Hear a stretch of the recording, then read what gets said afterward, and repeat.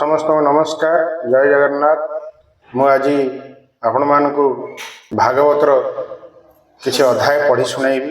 दैनिक आम घरे भागवत पढ़ा हुए, तेणु भागवतर किसी अध्याय अच्छी जो अध्याय की मुझे आपण मान गोटाए अध्याय पढ़ाई शुणाइबी। आपण मैंने अध्याय की पढ़ी शुणु कहीं भागवत पाठ कले आपण घरे कौन लाभ हुए सर्वशेष में आपको कहबी। किंतु ये भागवत प्रथम शेष पर्यंत आप शुणु। यदि भागवत प्रथम शेष पर्यंत शुणुना ताल आपर भी बहुत क्षति हो। आ भागवत शुणा द्वारा आपंकर बहुत मंगल हो। तो फ्रेंड्स चलतु आम से भागवतर अध्याय को आरंभ करवा। भागवत अध्याय आरंभ करने पूर्व आगे आम टे प्रभु को डाकवा। ओम श्री परमात्मने नमः। ओम श्री परमात्मने नमः। ओम श्री परमात्मने नमः। तुमेव माता च पिता तुमेव बन्धुश्च सखा तुमेव विद्या द्रविणं तुमेव सर्व मम देव तुमेव सर्व मम देव तुमेव सर्व मम देव। तो फ्रेंड्स वर्तमान आम भागवत तो कंटिन्यू पढ़ा हुए। आज भागवतर चतुर्विंश अध्याय मत्स्य अवतार रचित 24 अध्याय वर्णित। तेणु आज चतुर्विंश अध्याय वर्तमान आपको शुणाइबी। प्रभु केमिति मत्स्य अवतार ग्रहण कले, मत्स्य अवतार चरित मुझे शुणाइबी। ठाकुर केमिति मत्स्य अवतार धारण कले 24 अध्याय वर्णित ये अध्याय। हेमंत सुख मुख शुणी आनंद मने नृपमणि बोले चरणे कर देई भमुनि निस्तरिली मोहि। राजा परीक्षित उवाच बोले जे मीना अवतार होइले जगत ईश्वर निंदित जलचर रूपे देह वहिले केउ कल्पे केवल कार्ये विसर्थे प्रसने कह मोग्रते चरित पापुतारे अशेष प्राणी दुखरे। अनादि प्रभु नारायण मायार परम कारण सुत कहती मुनि मध्ये अति आनंद गद गदे। सुत उवाच शुण सकल ऋषि जने सुख परीखे जा बखाणी। हेमंते राजा वाक्य शुणी परमानंद सुख मुनि अति हरषे गद गदे कहती परमानंदे। श्री शुक उवाच शुण हो अभिमन्युसुत कहवा विष्णुर चरित अनादि प्रभु नारायण अशेष ब्रह्मांड कारण। हरि बोल।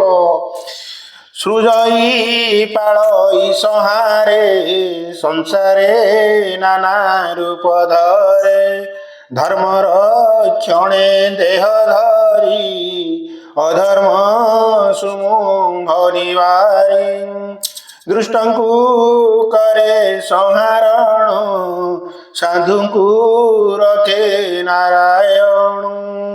शुणन्तु जेबे अर्थे हरि कुष्ठित मीन रूप धरी ब्रह्मांडे सृष्टि अंत काले वेद पुस्तक थई कूले जले पशिले संध्या करी से वेद हयग्रीव हरि अगाध जले पशिगला विधाता विष्णु को चिंतिला दानव दुष्टमती जानी तक्षणे प्रभु चक्र पाणी सफरी रूपकु धइले से महाजल रे पशिले जेमंते माइले असुर वेद उधरी चक्रधर से कथा शुणी एक चिते भावे कहिबे तो व्रते प्रवेश रमार रजनी कल्पर नाम दैनदिनी। एवंते प्रलय निकटे राजा ये थिला सिंधु तटे ताहार नाम सत्यव्रत अशेष गुण रे भूषित ସ୍ୱଭାବେ ବିଷ୍ଣୁପରାୟଣ ତପସା ଧନେ ସେ ନିପୁଣ ତପସା ଧଇ ସିନ୍ଧୁ ତୀରେ ଜଳ ଭକ୍ଷଣେ ଦିନରେ ହରି ବୋଲ ସେ ତାପସାଧି କଳ୍ପବନ୍ତେ ମନୁ ହୋଇବେ ଭବିଷ୍ୟତେ ଆଦିତ୍ୟ ବୀର୍ଯ୍ୟ ଜନ୍ମ ହୋଇ ସେ ଶ୍ରାଦ୍ଧ ଦେବ ନାମ ବହି ମନୁ ହୋଇବ ଏ ଜଗତେ ହରିସ୍ଥାପିବେ ତୋ ସଚିତେ ଏବେ ହୋ ଶୁଣ ନରପତି ସେ ସତ୍ୟ ବ୍ରତ ରାଜା କୀର୍ତ୍ତି ସେ ସତ୍ୟବ୍ରତ ଏକାକାଏ ମିଳିଲା କୃତ ମାଳ କୂଳେ ସେ ନଦୀ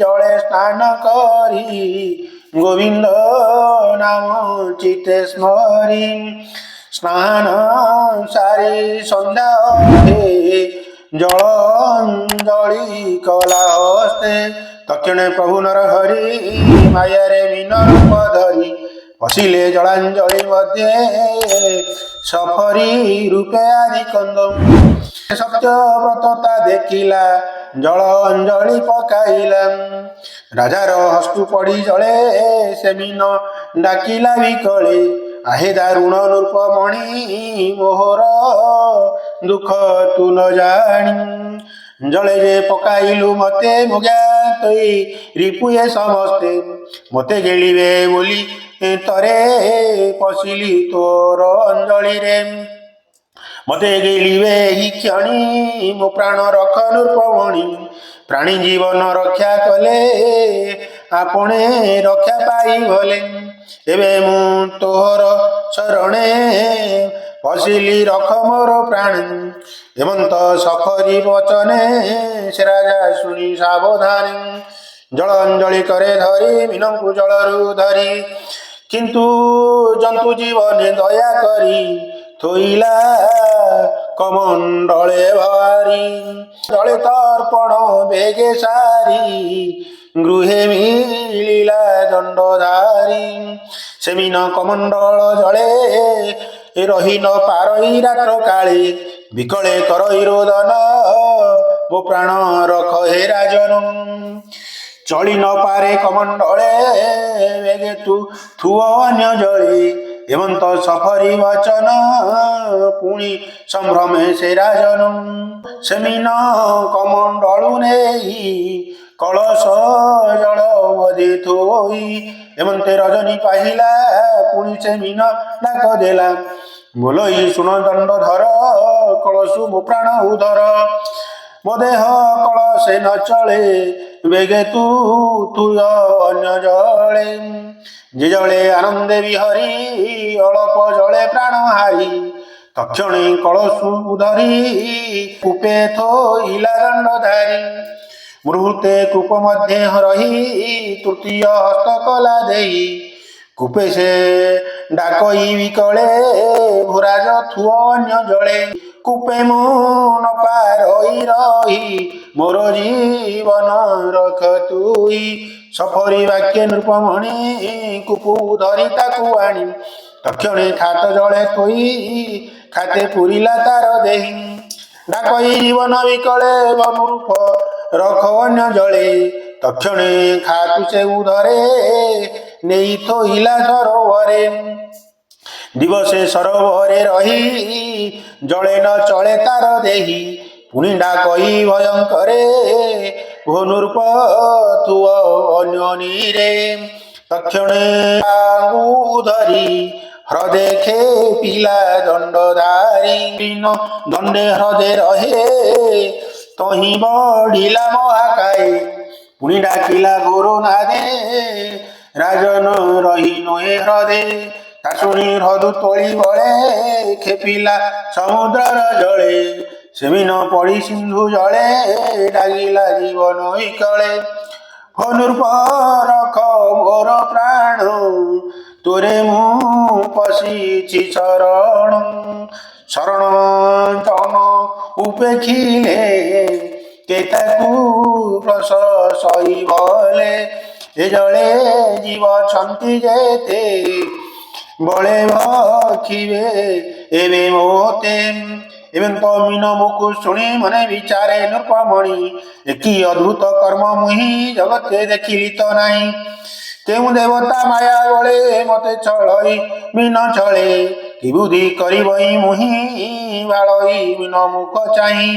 ବିଷ୍ଣୁର ମାୟାରେ ମୋହିତ ଦଣ୍ଡେ ରହିଲା ସ୍ତମୀଭୂତ ପୁଣି କ୍ଷଣକେ ନୃପବର କପାଳେ ଦେଇବେନି କର। ବୋଲଇ ମିନ ମୁଖ ଚାହିଁ ମୋହର ଧର୍ମ ରଖ ତୁହି। କେଉଁ ଦେବତା ଆସି ଛଳେ ମୋତେ ମୋହିଲୁ ମାୟା ବଳେ। ଏ ତୋର ବିଶ୍ୱରୂପ ଦେହ ମାୟା ନ କରି ସତ୍ୟ କହ। ଏମନ୍ତ ଜଳଚର ଦେହି ଜଗତେ ଦେଖିଲା ତ ନାହିଁ। ଗୋବିନ୍ଦ ତୋର ଶରୀରେ ଶତ ଯୋଜନ ହ୍ରଦ ପୁରେ।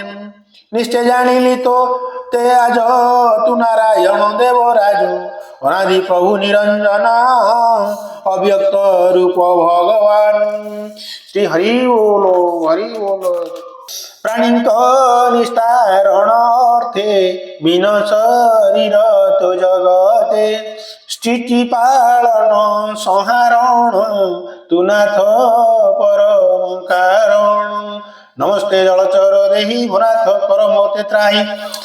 ତୋର ମାୟାରେ ଭ୍ରମ ହୁଅନ୍ତି ହର ବିରଞ୍ଚି ସୁରପତି ପୁନାଥ ଜନ ଉପକାରେ ନାନା ଶରୀରେ ସଂସାରେ ତୋ ତାର ଭକ୍ତି ହିତେ ଧର୍ମ ସ୍ଥାପନ ଶୁଭ ଅଟେ। କି କାର୍ଯ୍ୟ ମିନ ଅବତାର କହେ କମଳାର ବର। ଏମନ୍ତ ରାଜା ବାକ୍ୟ ଶୁଣି କହନ୍ତି ପ୍ରଭୁ ଚକ୍ରବାଣୀ। ଶ୍ରୀ ଭଗବାନ ଉବାଚ କଣ ଏଠି ଭଗବାନ କହିଲେ ଶୁଣ ରାଜନ ସତ୍ୟବ୍ରତ ତୁ ଯେଣ ମୋହର ଭକତ ଯେ କାର୍ଯ୍ୟ ବିନ ରୂପ ମୋର କହୁଛି ଶୁଣ ନୃପବର। ତେଣୁ ଅଇଲି ତୋତେ କହି ଅଦ୍ଭୁତ ବିନ ରୂପ ହୋଇ ମାୟାବୀ ପ୍ରଚଣ୍ଡ ଦାନବ ନାମ ତାହାର ହୟଗ୍ରୀବ। ବ୍ରହ୍ମାର ବେଦ ହରି ବଳେ ବେଗେ ପଶିଲା ମହା ଜଳେ ପ୍ରଳୟ ଜଳେ ମୁଁ ବିହରି ସେ ବେଦ ଉଦାହରଣ କରି। ରଖିବି ସଂସାରର ବୀଜ ହରିବି ହୟଗ୍ରୀବ ତେଜ ତୁ ଏବେ ରହ ମୋ ବଚନେ ଆଜ ହୁଁ ଗଣି 7 ଦିନେ। ପ୍ରଳୟ ଜଳେ 3 ପୁର ନସିବ ଶୁଣ ନୃପବର 18 ଖଣ୍ଡ ମେଘ ମିଳି ସ୍ଫୁରିବ ପ୍ରଚଣ୍ଡ ବିଜୁଳି।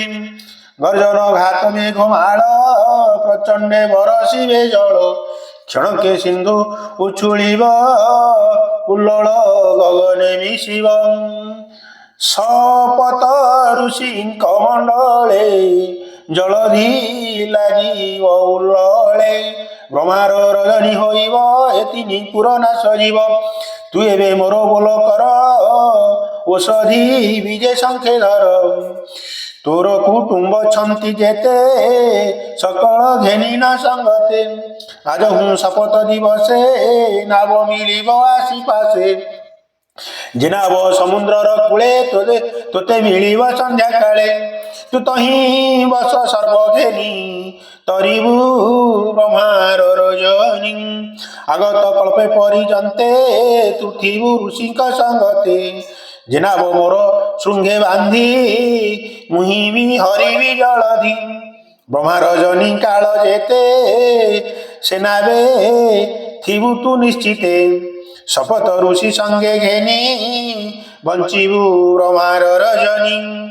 ସେ ମହାଜଳେ ଯେବେ ନାବ ପ୍ରଳୟ ପବନେ କମ୍ପିବ ତହିଁକି ନ କରିବୁ ଭୟ କହି ଶୁଣ ମହାରାୟ। ମୋହର ଶୃଙ୍ଗେ ସେ ନିଶ୍ଚଳେ ବନ୍ଧନେ ଥିବ ଯୋଗ ବଳେ ପରମ ବ୍ରହ୍ମ ମୋ ମହିମା ଜାଣି ନ ପାରେ ହର ବ୍ରହ୍ମା। ମୋ ଅନୁଗ୍ରହେ ମତେ ଜାଣି ସଙ୍କଟୁ ତର ନୃପମଣି। ଏମନ୍ତ କହି ଚକ୍ରଧର ତକ୍ଷଣେ ହୋଇଲେ ଅନ୍ତର ଗୋବିନ୍ଦ ଆଜ୍ଞା ଘେନି ଛିରେ ରାଜା ମିଳିଲେ ସିନ୍ଧୁ ତୀରେ। ସର୍ବତ୍ରାଉକ୍ଷ ଶିକ୍ଷଧି ରାଜାର ଯେତକ ସମୃଦ୍ଧି ସମୁଦ୍ର ତୀରେ କୁଶ ପାଡ଼ି କପାଳେ ବେନିକାର ଯୋଡ଼ି ବିନ ରୂପକୁ ଧ୍ୟାନ କରି ବିଷ୍ଣୁ ଚରଣେ ମାନ ଧରି। ସମୁଦ୍ର ତୀରେ ସେ ରହିଲା ଏମନ୍ତ 7 ଦିନ ଗଲା रात्र हूँ मेघ संगे मिली प्रचंडे प्रकाशे बिजुली बहे पवन चाष सबदे कंपे दश दिश घोर सबदे जल राशि हस्ती शून्य प्राय बरसी समुद्र उछुलिला बेगे घर प्रचंड बात जोगे विष्णुर आज्ञा परमाणे नाव मिलिला तथ्य क्षणे ऋषिए शून्य मार्ग आसी राजा सहिते नावे बसी देखिले सर्व औषधि राजार जेतक समृद्धि सेनाबेज राजा संगे बसी मुनि राजा को प्रशसी बोलती तुझे भाग्यवंत संकटु रखिलु आंबंत एबे तू आंब बोल कर एना भे विष्णु का सुमर एना बे विष्णु को सुमर तोहर भाव जे माधव आंबकु संकटु तारिब एमंते ऋषि वचने राजा बसिला विष्णु ध्यानी तक्षणे प्रभु नरहरि मिलिले मीन रूप धरि एकई शृंग शिरे साजे रूपे वर्णन तेज गंजे मेरुर प्राय शृंग द्रम नियुत योजन तालंग से शृंगे नाव बांधि गले से राजा बसिले निश्चले सेनाबे मुनि संगते विष्णु को ध्यान कला चिते महाप्रलय नावे बसी गोविंद वचने साहसी आकुले शिर कर दे बलई रख भाव ग्राही कपाले दे बेनी कर गोविंद चिंते नृपवर शपथ ऋषि वचने निश्चले बसी जग ध्यानी मन वचन हृदय छंदी चंचल इंद्रिय निरोधी अंतरे मन स्थिर कला सुमरी गोविंदर लीला आनंद मने सत्यव्रत स्तुवई जोड़िबेनि हस्त राजुवाच गुणार्थ संकट तारण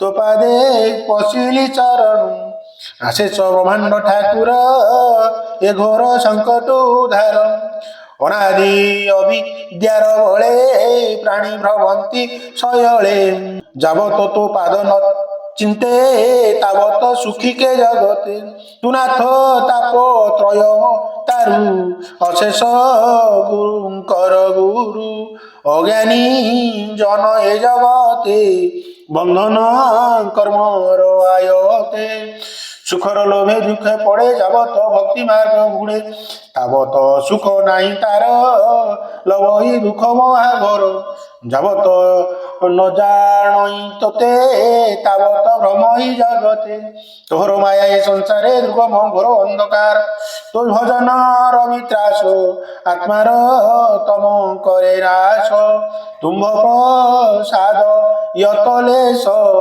जे गुरु देव प्रकाश समस्त इंद्रिय प्रकाश सुविधि तुम्हें कर दृश्य वरण करी गुरु कलु सकल कुलसु छेदिलु मूर्ख को मूर्ख कले गुरु तरिकी पारे तम घोरु एभये तोपादे सेविलु ज्ञान दीपकु प्रकाशिलु तुम्हें सकल प्रिय बंधु गुरु ज्ञान कृपा सिंधु हे महाप्रभु हृदय स्थिति जीवन जाने तुम गति हे प्रभु वरद ईश्वर तुम्हार शरण मोहर हृदय मल ग्रंथि नाश तुम्हार शरीर प्रकाश श्री सुखवाच एवं तो भावे दंडधारी चिते अनेक स्तुति करी रहिला समाधि निश्चले नावे गोविंद पाद मूले एवं ते शुण नृपमणि तक्षणे प्रभु चक्रपाणी प्रलय जले मामिन रूपे हयग्रीवर हरि दर्प जले असुर प्राण हरि ब्रह्मार वेद को धरी